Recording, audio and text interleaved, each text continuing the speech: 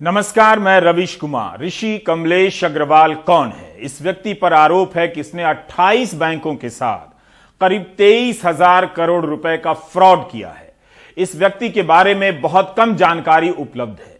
हमने ऋषि अग्रवाल की तलाश में इंटरनेट में मौजूद तमाम खबरों को सर्च किया।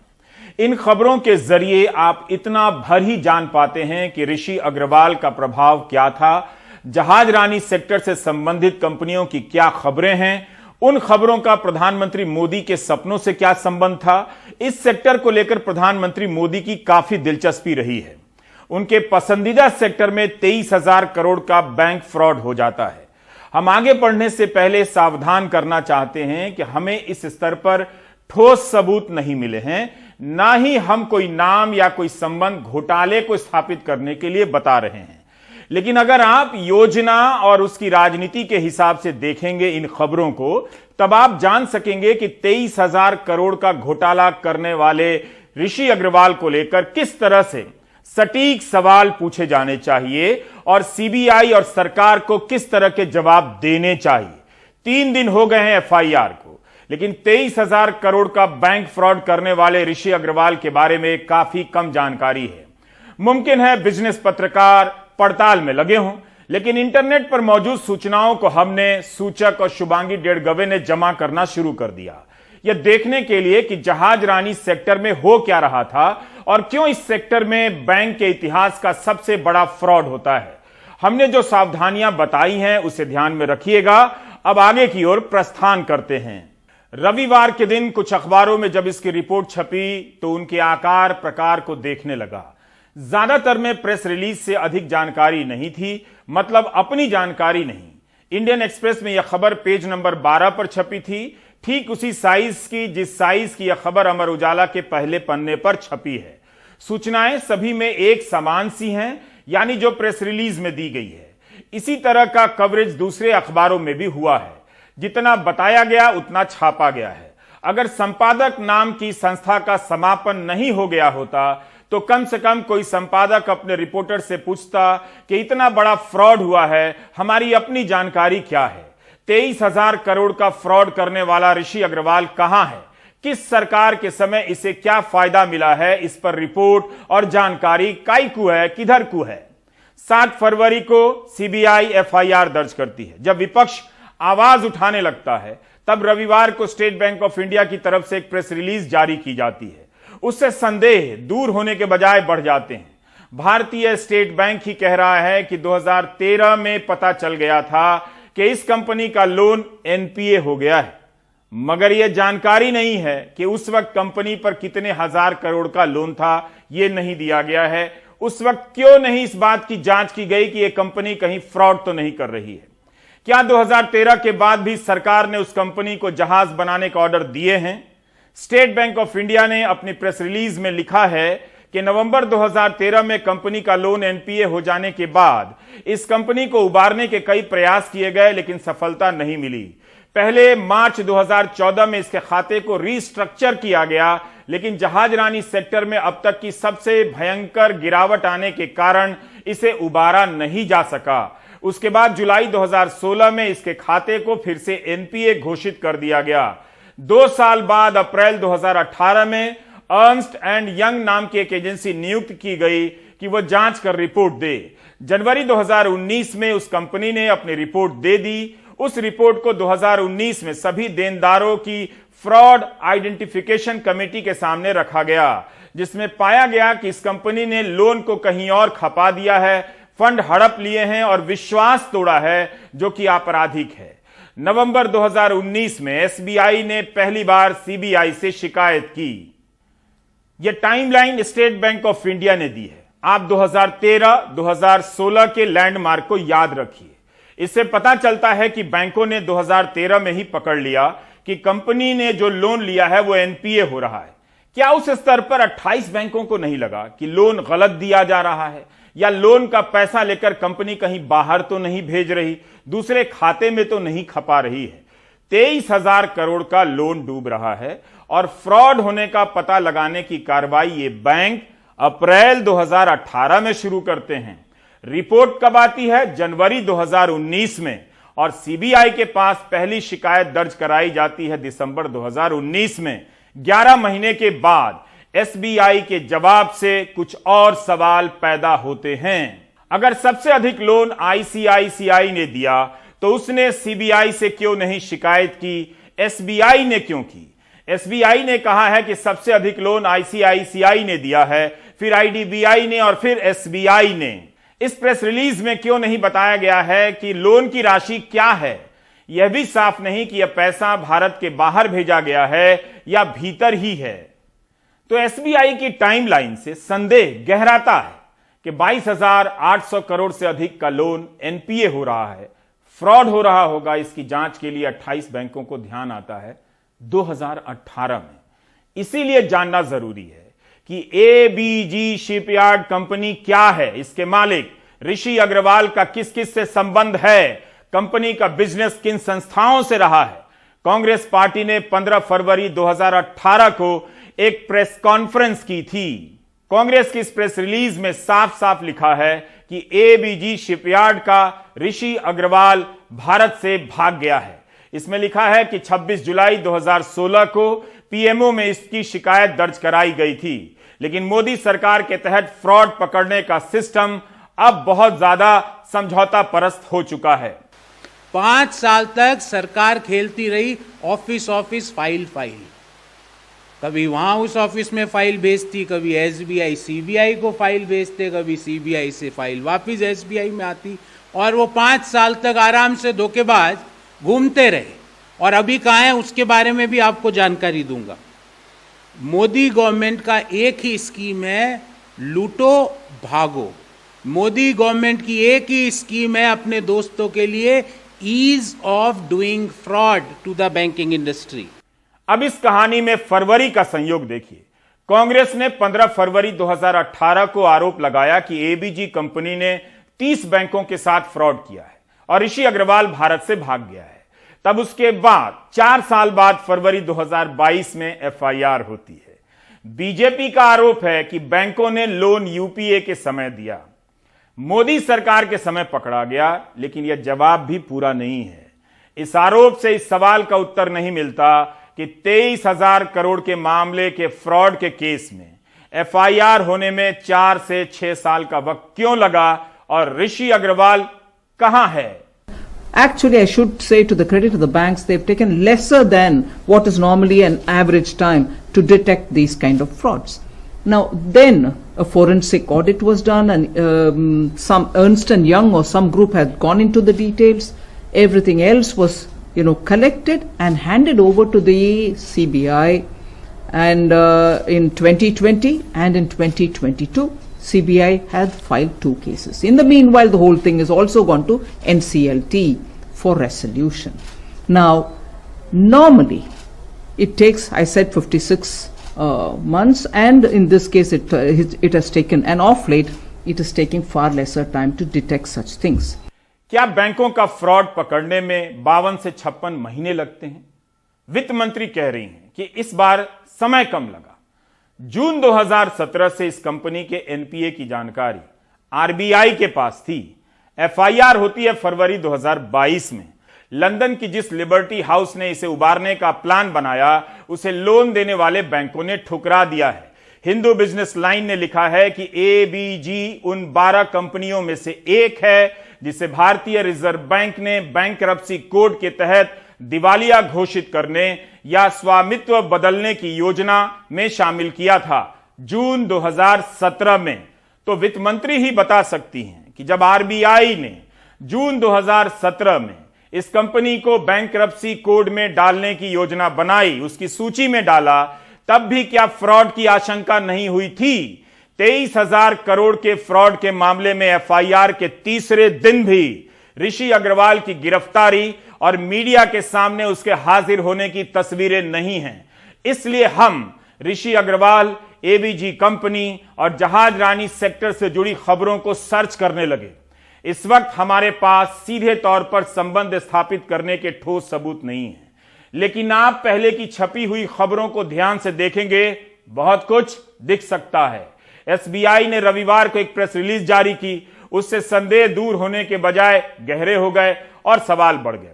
उसमें क्या लिखा है? उसमें यह लिखा है कि इस कंपनी को बचाने के बहुत प्रयास किए गए, लेकिन जहाज रानी सेक्टर के संकट के कारण उबारा नहीं जा सका। यह संकट क्या था, इस बारे में कुछ नहीं लिखा है। क्या उस संकट के कारण यही एक कंपनी डूबती है 23,000 करोड़ लेकर, या बाकी जहाज रानी कंपनियों का भी लोन एनपीए होता है भारत में या भारत के बाहर भी? 6 साल पहले की यह खबर है। एएनआई ने इस वीडियो को जारी किया है। सूरत से एएनआई के संवाददाता धर्मेश की रिपोर्ट है। इसमें बताया गया है कि एबीजी कंपनी ने भारतीय कोस्ट गार्ड को प्रदूषण कंट्रोल करने के लिए एक जहाज समुद्र पवक बनाकर दिया है। यह तीसरा जहाज है जिसे एबीजी शिपयार्ड कंपनी ने बनाया है। रिपोर्ट में दावा किया गया है कि दक्षिण एशिया में इस तरह का यह पहला जहाज है और इसे एबीजी ने बनाया है। समुद्री प्रदूषण को कंट्रोल करने के लिए इसमें कई आधुनिक उपकरण हैं। 9 दिसंबर 2015 को यह खबर एनडीटीवी की वेबसाइट पर भी है कि एबीजी शिपयार्ड ने भारतीय कोस्ट गार्ड को प्रदूषण नियंत्रक जहाज बनाकर दिया है, जिसकी डिजाइन रॉल्स रॉयस ने बनाई है। इस जहाज की लागत 120 करोड़ है। यह वीडियो 10 साल पहले का है। एनडीटीवी प्रॉफिट की अर्चना शुक्ला की रिपोर्ट है। इस रिपोर्ट के अनुसार एबीजी कंपनी को भारतीय नौसेना 970 करोड़ का ऑर्डर दे रही है, यानी यूपीए सरकार के समय ही करार हुआ था। इसे भारतीय नौसेना के लिए 2 ट्रेनिंग जहाज बनाकर देने थे। इस रिपोर्ट में बताया गया है कि एबीजी शिपयार्ड के साथ साथ पीपावाव शिपयार्ड, भारतीय शिपयार्ड एंड एलएनटी शिपयार्ड को भी रक्षा सेक्टर से ऑर्डर मिले हैं। जिस कंपनी का भारतीय नौसेना के साथ लेन देन हो रहा हो और वह 23,000 करोड़ का बैंक फ्रॉड करे, यह मामला इतना साधारण नहीं है कि हिजाब के बहाने गोदी मीडिया इसे पीछे कर दे। क्या यह साधारण बात है कि जिस कंपनी को नौसेना जहाज बनाने का ऑर्डर दे रही थी, वो कंपनी दूसरी तरफ 28 बैंकों से हजारों करोड़ का लोन लेकर फ्रॉड कर रही थी? कहीं ऐसा तो नहीं कि सेना के नाम पर इस कंपनी ने बैंकों को प्रभावित किया? बैंकों ने 23,000 करोड़ इस एक कंपनी को लोन क्यों दिया? एसबीआई की प्रेस रिलीज से इन सवालों के संतोषजनक जवाब नहीं मिलते हैं। इस कंपनी की आधिकारिक वेबसाइट बंद है, abgindia.com। कब से बंद है पता नहीं, लेकिन यह जानना जरूरी हो जाता है कि क्या एफआईआर दर्ज होने के बाद से या उसके कुछ दिन पहले यह वेबसाइट बंद होती है या पहले से ही बंद है। एबीजी शिपयार्ड लिमिटेड का लिंक्डइन पर प्रोफाइल है, जहां बताया गया है कि इस कंपनी ने 165 जहाज बनाए हैं, यूरोप, मध्य पूर्व और दक्षिण पूर्व एशिया के देशों को बेचा है। रक्षा मंत्रालय के अधीन परव्यू में रक्षा बेड़ों को बनाने में भी सक्षम है। 500 से 1000 इसके कर्मचारी हैं। कंपनी ने दावा किया है कि स्थापना के 15 साल के भीतर यह भारत की सबसे बड़ी शिप बिल्डिंग कंपनी बन जाती है। दुनिया भर में इसके ग्राहक बन जाते हैं। दफ्तर सूरत में है, कॉर्पोरेट ऑफिस मुंबई में। भारत में प्राइवेट सेक्टर की कंपनियां, नौसेना और अंडमान निकोबार प्रशासन अपनी जरूरत के हिसाब से अलग अलग तरीके के जहाज बनाने के ऑर्डर दे रहे हैं। दुनिया के कई देशों की कंपनियों के साथ जहाज बनाकर देने के करार की सूचना है। इन जानकारियों से लगता है कि कंपनी ने अपनी साख तो बनाई होगी, तभी नौसेना से लेकर तमाम कंपनियां उसे ऑर्डर दे रही हैं। लेकिन क्या यह बात हैरान नहीं करती है कि जिस व्यक्ति की कंपनी ने 28 बैंकों को चूना लगाया, उसके बारे में आप अभी तक कुछ नहीं जानते? उसका घर कैसा है, कितने जहाज हैं, कुछ नहीं जानते। दूसरा सवाल, अभी तक ऋषि अग्रवाल अरेस्ट क्यों नहीं हुआ? Why Rishi Agarwal is not arrested till date? Number 3, ऐसी भी सूचनाएं आ रही है कि वो कोई विदेशी लोकेशन पे ऑलरेडी जा चुका है, ऐसी सूचनाएं आ रही है। हम पूछना चाहते हैं आदरणीय प्रधानमंत्री जी से कि ऋषि अग्रवाल की सिटीजनशिप किस देश की है?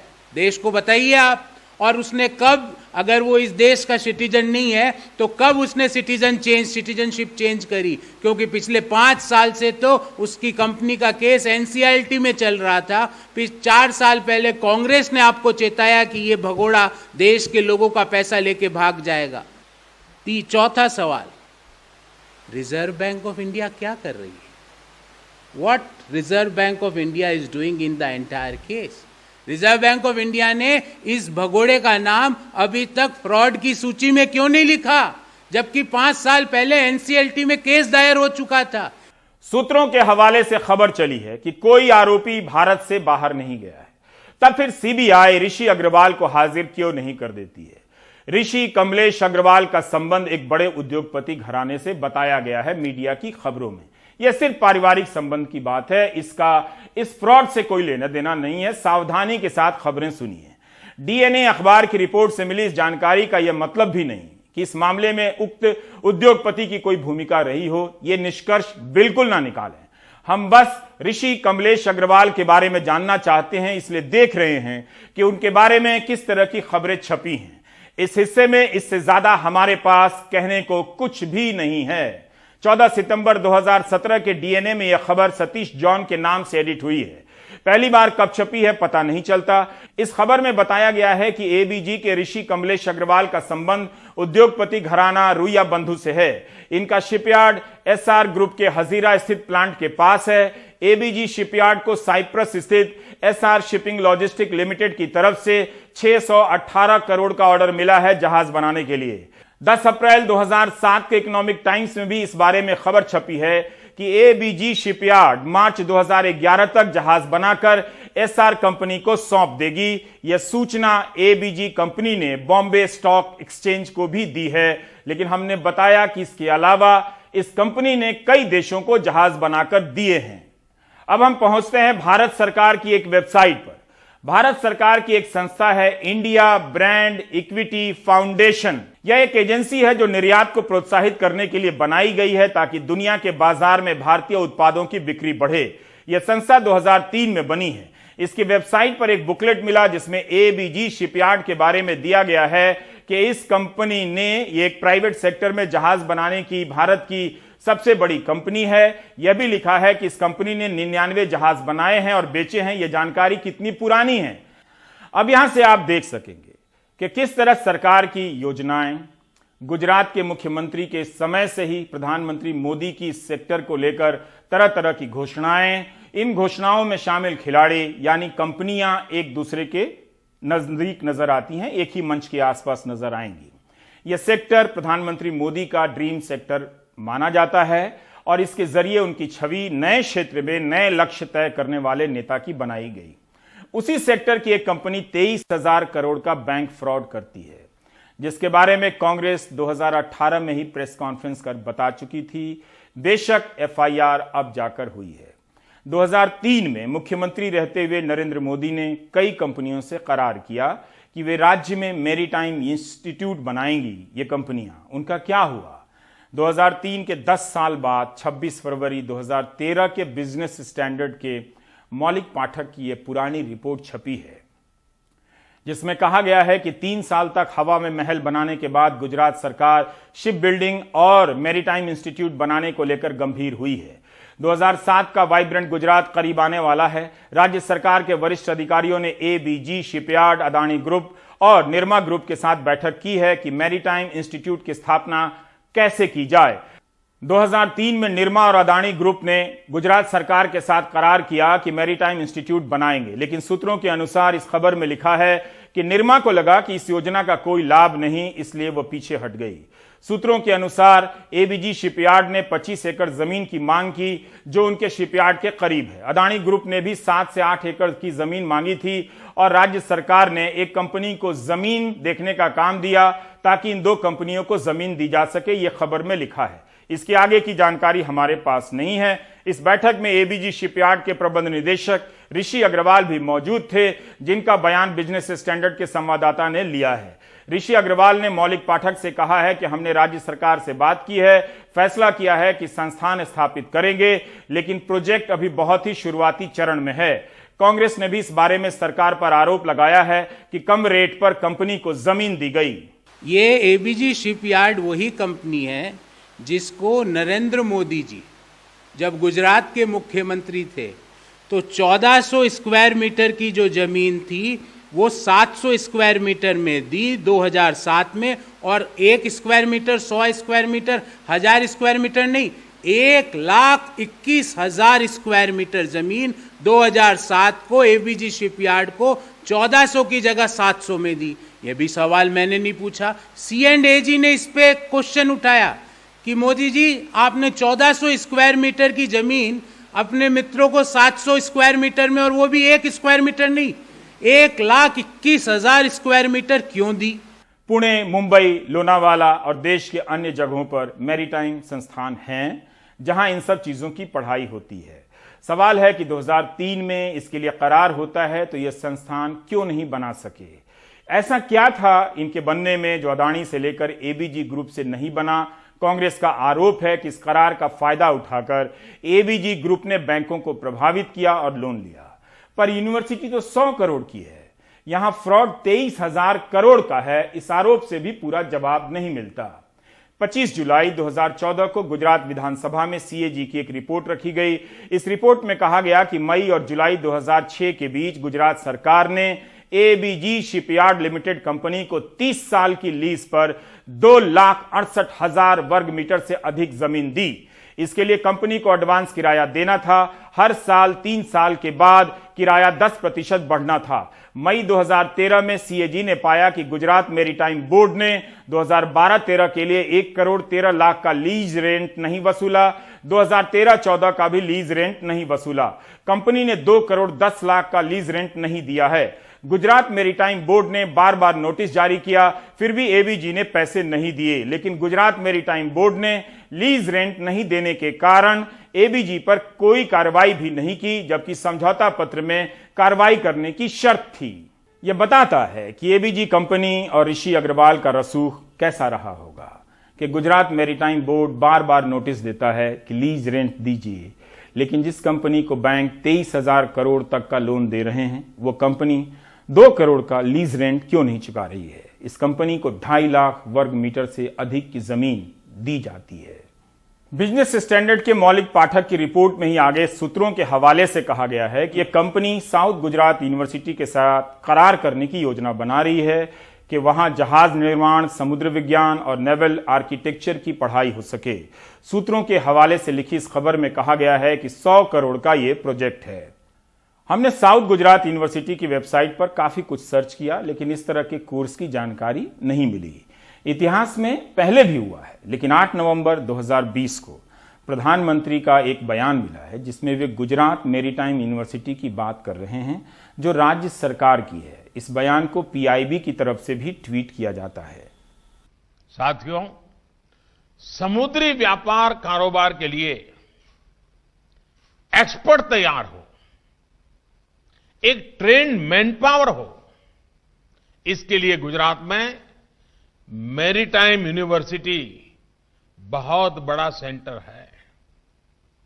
इस सेक्टर से जुड़ी आवश्यकताओं के लिए प्रोफेशनल एजुकेशन देने वाला यह देश का पहला संस्थान है। आज यहां समुद्री कानून और अंतर्राष्ट्रीय व्यापार, कानूनी की पढ़ाई से लेकर मैरीटाइम मैनेजमेंट, शिपिंग, लॉजिस्टिक्स, उसमें भी एमबीए तक की सुविधा मौजूद है। दरअसल प्रधानमंत्री उस मैरीटाइम यूनिवर्सिटी की बात नहीं कर रहे हैं जिसके लिए 2003 में निजी कंपनियों से करार हुआ था। उसकी बात कर रहे हैं जिसे गुजरात सरकार ने 2017 में बनाया। उनके बयान से ऐसा लगता है कि मैरीटाइम यूनिवर्सिटी से कोई बड़ा बदलाव आने वाला है। लेकिन जब गुजरात मैरीटाइम यूनिवर्सिटी को चलाने के लिए एक गवर्निंग बॉडी बनाई जाती है तो तब Adani ports and SEZ limited के सीईओ करण अदानी को सदस्य बनाया जाता है। इसके ब्रोशर में गौतम अदानी का संदेश भी छपा है। गवर्निंग बॉडी में राज्य सरकार के 6 IAS अफसर हैं, IIM बेंगलुरु, IIT गांधीनगर के निदेशक हैं। इसका मकसद है इस सेक्टर में ग्लोबल सेंटर बन जाना। इस प्राइम टाइम को आप YouTube में जाकर दोबारा से जरूर देखिए। पता चलेगा कि कैसे नई और शानदार लगने वाली योजनाओं का ऐलान तो हो जाता है, लेकिन पूरा होने को लेकर जब आप पता करते हैं तो आधी अधूरी ही जानकारी मिलती है। हेडलाइन छपने के बाद योजनाएं लापता हो जाती हैं। अब अगर इस देश में प्रधानमंत्री हेडलाइन छपवाओ योजना चल रही है तो उसकी जानकारी हमें नहीं है, जिसके तहत योजनाओं का ऐलान हेडलाइन के लिए होता है और अगले दिन हेडलाइन के बदलते ही योजनाएं भुला दी जाती हैं। आपने आपने पिछले 2 हफ्ते के प्राइम टाइम में ऐसे अनेक प्रसंग देखे होंगे। वाइब्रेंट गुजरात के दौरान किए गए मेमोरेंडम ऑफ अंडरस्टैंडिंग पर जिस दिन श्वेत पत्र आएगा, आपको पता चलेगा कि हम इसके जरिए क्या कहना चाहते हैं। जो कंपनियां एक इंस्टीट्यूट नहीं बना सकी, वो वाइब्रेंट गुजरात के समय ऐसे ऐसे प्रस्तावों का ऐलान करती रहीं ताकि हेडलाइन छपती रहें और लोगों को लगे कि बागों में बहार है। आप इस गेम को 20 साल बाद भी नहीं समझ पाएंगे। 11 जनवरी 2013 के दिन मिंट और इकोनॉमिक टाइम्स में वाइब्रेंट गुजरात के छठे संस्करण को लेकर खबर छपी है। ईटी ने लिखा है कि छठे वाइब्रेंट गुजरात के पहले दिन ABG shipyard, Essar jubilant life science, Adani ने गुजरात में 28,000 करोड़ के निवेश का प्रस्ताव रखा है। एबीजी ग्रुप ने 7,000 करोड़ के निवेश का वादा किया है। मिंट की खबर में है कि एबीजी शिपयार्ड गुजरात के तटीय इलाकों में 5,000 करोड़ के निवेश से शिपयार्ड बनाएगी। कंपनी ने चल रहे वाइब्रेंट गुजरात के दौरान राज्य सरकार को प्रस्ताव दिया है, इससे 4,500 लोगों को रोजगार मिलेगा। इस कंपनी ने लिंक्डइन पर लिखा है कर्मचारियों की संख्या 1,000 है और वाइब्रेंट गुजरात में 4,500 रोजगार देने का वादा कर रही है। फ्रॉड की आदत लगता है शुरू से थी इसे। यह खबर टाइम्स ऑफ इंडिया की अश्लेषा खुराना की है, जो अप्रैल 2010 में छपी है। इसके अनुसार एबीजी शिपयार्ड की हाईटेक मैरीटाइम इंस्टीट्यूट 2010 के साल के अंत में शुरू होने जा रहा है। जो छात्र इस क्षेत्र में करियर बनाना चाहते हैं उन्हें मौका मिलेगा। इसमें यह भी लिखा है कि गुजरात के मुख्यमंत्री ने कहा है कि पोर्ट इंफ्रास्ट्रक्चर में 20,000 करोड़ के निवेश आने वाले हैं। गुजरात शिप बिल्डिंग हब बनेगा, लेकिन यहां तो एक कंपनी 23,000 करोड़ का फ्रॉड कर जाती है। खबरों की दुनिया में 2003 से मैरीटाइम इंस्टीट्यूट आज बन रहा है तो कल बन रहा है, लेकिन जिस जगह पर इससे बनना था उसकी क्या हालत है हम दिखाना चाहते हैं। यह वीडियो उस जगह की है जहां पर एबीजी शिपयार्ड कंपनी को मैरीटाइम इंस्टीट्यूट बनाना था। बोर्ड पर एबीजी मैरीटाइम इंस्टीट्यूट लिखा है, घिस गया है। इस योजना को लेकर जो हेडलाइन बन रही थी यहां इस हाल में है, उसकी ऐसी हालत हो चुकी है। 2003 के वाइब्रेंट गुजरात में जो सपना बेचा गया वो इस तरह से खंडहर पड़ा है। इसी तरह के कई खंडहर आपको 20 साल बाद नजर आएंगे और आप देख नहीं पाएंगे क्योंकि आप भी खंडहर हो चुके होंगे। फरवरी 2013 की बिजनेस स्टैंडर्ड की एक और खबर है कि एबीजी शिपयार्ड मैरीटाइम म्यूजियम बनाएगी, उसका भी कहीं अता पता नहीं है। यह मामला इतना साधारण नहीं है। जांच एजेंसी को इस आदमी के राजनीतिक संबंधों के बारे में खुलकर बताने चाहिए। इस कंपनी का गुजरात सरकार से क्या संबंध रहा, इसके बारे में भी और ज्यादा जानकारियां सामने आनी चाहिए। 30 मार्च 2015 के लाइव मिंट की खबर है, एबीजी शिपयार्ड ने लिक्विफाइड नेचुरल गैस करियर बनाने के लिए फ्रांस के कंपनी से तकनीकी करार किया है। ऐसा करने वाली तीसरी भारतीय कंपनी है। चूंकि प्रधानमंत्री इस सेक्टर में दिलचस्पी रखते हैं, इसलिए गेल इंडिया को मेक इन इंडिया सफल बनाने के लिए अपने टेंडर में बदलाव करने होंगे। इस खबर का आशय है कि एबीजी जो जहाज बनाएगी उसे गेल खरीदे या किराए पर चलाए। क्या इन खबरों के जरिए कंपनी अपने पक्ष में माहौल बना रही थी? वाइब्रेंट गुजरात से लेकर मैरीटाइम इंस्टीट्यूट और म्यूजियम बनाने की खबरों में झांसे का ही तत्व ज्यादा नजर आता है। एक तरफ इन हेडलाइनों से बैंकों का भरोसा लूटा जा रहा था, तो दूसरी तरफ जनता की आंखों में धूल। 25 अक्टूबर 2017 को चुनाव आयोग ने गुजरात में चुनाव की तारीखों का ऐलान किया था। आचार संहिता लगने से पहले 22 अक्टूबर 2017 को प्रधानमंत्री नरेंद्र मोदी इस फेरी सेवा पर है, उद्घाटन कर रहे हैं। उस वक्त उन्होंने दक्षिण गुजरात के दहेज और सौराष्ट्र के घोघा के बीच मोटर बोट की सेवा का उद्घाटन किया था, ताकि दोनों के बीच की दूरी 370 किलोमीटर से घटकर 90 किलोमीटर की हो जाए। लेकिन चुनाव बीत जाने के कुछ हफ्ते बाद ही यह फेरी सेवा खटाई में पड़ जाती है। चुनाव के एक साल बाद 27 दिसंबर 2018 के बिजनेस स्टैंडर्ड की यह रिपोर्ट बताती है कि प्रधानमंत्री मोदी का ड्रीम प्रोजेक्ट मुश्किल में है।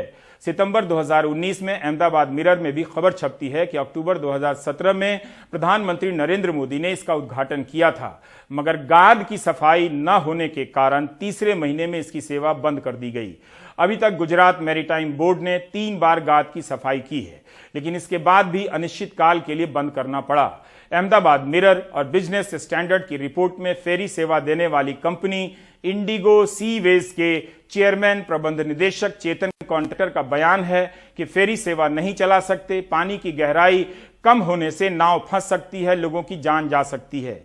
आरोप लगाते हैं वे कि गुजरात मैरीटाइम बोर्ड इस जलमार्ग से गाद नहीं निकालता है। मीडिया रिपोर्ट में गुजरात मैरीटाइम बोर्ड के सीईओ मुकेश कुमार का बयान है। उन्होंने कहा है कि गाद की सफाई करने वाली मशीन अदानी ग्रुप की है जो खराब है। यह मशीन 600 करोड़ की है, इस कारण गाद निकालने का काम रुका हुआ है। 2 अक्टूबर 2019 को यह सेवा बंद कर दी गई। 30,000 टिकट कैंसिल कर दिए गए। 3 जुलाई 2020 की इंडियन एक्सप्रेस की खबर है। जहाज रानी मंत्री मनसुख मंडाविया का बयान है कि गाद की सफाई नहीं हो पाने के कारण 21 मार्च 2020 तक के लिए घोघा और दहेज के बीच की रो रो फेरी सेवा बंद कर दी गई है। इसी खबर में यह भी है कि अदानी की कंपनी को हजीरा पोर्ट पर रो रो टर्मिनल बनाने का टेंडर मिला है। सरकार को गाद की सफाई में काफी पैसा खर्च करना पड़ रहा है। कहानी का स्क्रिप्ट किसी क्राइम फिक्शन के जैसा है कि सीन में एक किरदार प्रवेश करता है और जब वो सीन से बाहर जा रहा होता है तो उससे भी ज्यादा मजबूत और धारदार किरदार प्रवेश कर रहा होता है। क्या केंद्र और गुजरात सरकार को नहीं पता था कि जिस जलमार्ग पर फेरी सेवा चलानी है वहां गाद भर जाने की समस्या रहती है, गाद निकालना महंगा काम हो सकता है? क्या इन बातों को नजरअंदाज कर टर्मिनल बनाए गए, सेवाओं का उद्घाटन किया गया ताकि हेडलाइन छपे और राज्य के विधानसभा चुनावों के दौरान लोगों को नए नए सपने बेचे जा सके? ठीक उसी तरह से जैसे मतदान के एक दिन पहले अहमदाबाद में प्रधानमंत्री नरेंद्र मोदी सी प्लेन से उड़ते हैं और उतर जाते हैं, सुरक्षा की हिदायतों को नजरअंदाज कर देते हैं, एक स्टंट के रूप में पेश किया जाता है। उनकी वाहवाही होती है कि विपक्ष जो नहीं सोच सकता प्रधानमंत्री मोदी वो सोच लेते। लेकिन यह सेवा भी ठंडी पड़ गई, चली मगर चलकर भी रुक जाती है। वही हाल दहेज और घोघों के बीच की फेरी सेवा की है। तो इस तरह इंटरनेट में मौजूद तमाम छपी हुई सूचनाओं के जरिए एबीजी ग्रुप के बारे में आप इतना तो जान पाते हैं कि इसका संबंध वाइब्रेंट गुजरात से है, उस दौरान किए जाने वाले ख्याली घोषणाओं से है, जिसका संबंध प्रधानमंत्री नरेंद्र मोदी से है। हम कतई नहीं कह रहे कि बैंक फ्रॉड का संबंध उनसे है या नहीं, लेकिन प्रधानमंत्री मोदी की प्रिय योजनाओं और अभियानों के बीच में यह कंपनी कई बार आती जाती नजर आती है। इसलिए उनकी भी जवाबदारी बनती है कि कुछ सवालों के जवाब ठोस तरीके से दिए जाएं कि जब जून 2017 में रिजर्व बैंक ने इसे 12 कंपनियों की सूची में डाला, तब से लेकर अब तक यानी 6 साल क्यों लगे इसके खिलाफ एफआईआर करने में?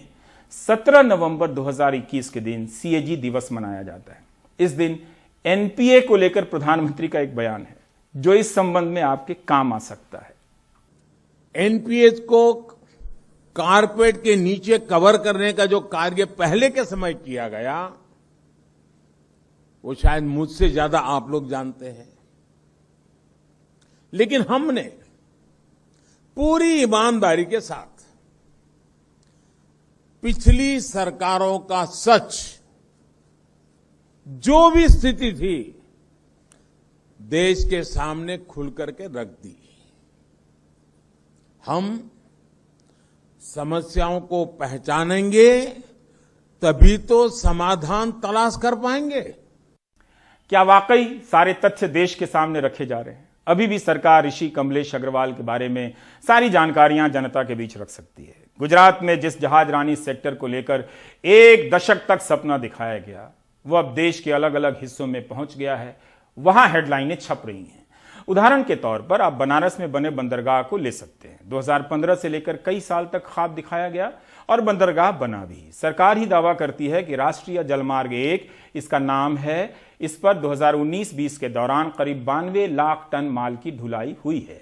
राष्ट्रपति के अभिभाषण में भी जहाजरानी और बंदरगाहों के विकास का जिक्र है। 31 जनवरी को संसद में राष्ट्रपति ने कहा कि अभी तक 111 राष्ट्रीय जलमार्ग घोषित किए जा चुके हैं, लेकिन इनमें से 23 ही माल ढुलाई के लिए वायबल यानी उपयोगी पाए गए हैं। इसके ठीक 40 दिन पहले 21 दिसंबर 2021 को जहाजरानी मंत्री सर्बानंद सोनोवाल राज्यसभा में बता रहे हैं कि 2015 में राष्ट्रीय जलमार्ग कानून के बनने के बाद 13 जलमार्ग ही काम कर रहे हैं और 63 अनुपयोगी पाए गए हैं। फिर हमारा सवाल है कि जलमार्गों की संख्या बार बार 111 क्यों बताई जाती है? जितने जलमार्ग उपयोग में आ रहे हैं या आने वाले हैं उसकी संख्या क्यों नहीं बताई जाती है? 63 अनुपयोगी पाए गए हैं, तो फिर उन्हें जोड़कर क्यों संख्या 111 बताई जाती है? क्या जल मार्ग घोषित करना ही सबसे बड़ी खबर है, या जितने मार्गों का उपयोग हो उसकी सही सूचना खबर है? आज की शो की तैयारी करने में हमारी हालत बहुत खराब हो गई। आपको बेशक मजा नहीं आया होगा, क्योंकि इसे देखने और समझने में आपके पसीने छूट जाएंगे।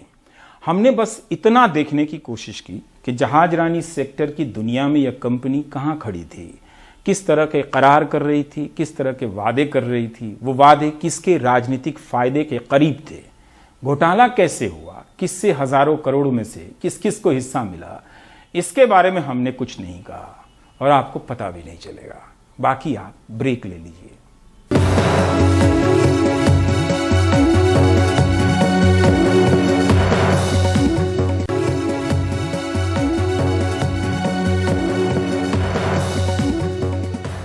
महिलाओं के खिलाफ अत्याचार के मामलों में अव्वल रहने वाले मध्य प्रदेश में 2 साल से राज्य महिला आयोग में ताले पड़े हैं। 15,000 शिकायतें लंबित हैं। पूर्व कमलनाथ सरकार ने जाते जाते महिला आयोग के अध्यक्ष और सदस्य नियुक्त किए थे, लेकिन शिवराज सरकार ने उन नियुक्तियों पर रोक लगा दी। मामला अब कोर्ट में है। मध्य प्रदेश के पूर्व मुख्यमंत्री कमलनाथ ने अपनी सरकार गिरने से ठीक पहले कांग्रेस नेता शोभा ओझा को मध्य प्रदेश राज्य महिला आयोग का अध्यक्ष बनाया था। सदस्य भी नियुक्त किए थे, मगर शिवराज सरकार ने आते ही इन नियुक्तियों को असंवैधानिक बताते हुए रोक लगा दी। नतीजा ये हुआ कि आयोग को मिलने वाली महिलाओं की शिकायतें सुनने के लिए जनवरी 2019 के बाद से महिला आयोग के सदस्यों की संयुक्त बेंच तक नहीं बैठी है। आयोग में औसतन हर साल 3,000 शिकायतें आती हैं। आज की तारीख में 15,000 से ज्यादा अर्जियां लंबित हैं। रेप, गैंगरेप और घरेलू हिंसा जैसी संगीन शिकायतें रोज आ रही हैं, लेकिन महिलाओं के खिलाफ अत्याचार रोकने से ज्यादा राज्य का महिला आयोग इस वक्त कांग्रेस और बीजेपी के सियासी दंगल का मैदान बनकर रह गया है। बेहद शर्मनाक है कि शिवराज सिंह चौहान की सरकार ने महिला आयोग जैसे स्टैट्यूटरी बॉडी को ताले डाल रखे हैं। राजनीतिक विद्वेष के चलते महिला आयोग को काम नहीं करने दिया जा रहा है। मेरा मानना है कि यदि प्रियंका जी उत्तर प्रदेश में मैं भी लड़ सकती हूं और लड़की के समर्थन में, लड़कियों के समर्थन में कैंपेन चला रही हैं और सही मायने में वो लड़कियों की हितैषी हैं, पक्षधर हैं, तो उन्हें शोभा ओझा जी को निर्देशित करना चाहिए कि वो तत्काल प्रभाव से न्यायालय से उन्होंने जो स्टे लिया है वो वापस ले और सरकार को नए सिरे से महिला आयोग का अध्यक्ष चुनने का मौका दें, जिससे कि मध्य प्रदेश की महिलाओं को सही समय पर न्याय मिल सके। एनसीआरबी के आंकड़े कहते हैं कि राज्य में हर रोज 6 महिलाएं बलात्कार की शिकार हो रही हैं। पिछले साल राज्य में रेप के 2,339 केस दर्ज किए गए, मतलब रोज करीब 6 महिलाएं दुष्कर्म का शिकार हो रही हैं। जबकि राज्य में महिलाओं ने अलग अलग अपराधों से जुड़े 25,640 केस पिछले साल दर्ज कराए। सत्ता में आने के लिए कोई नारा देता है लड़की हूं, लड़ सकती हूं, तो कोई उन्हें देवी बनाकर पूजने लगता है। लेकिन हकीकत यह है कि सत्ता मिलने के बाद सबको अपनी कुर्सी की ही पड़ी होती है। इंसाफ के लिए, हक के लिए लड़की को तब भी लड़ना ही पड़ता है। भोपाल से कैमरा पर्सन रिजवान खान के साथ अनुराग द्वारी, एनडीटीवी इंडिया।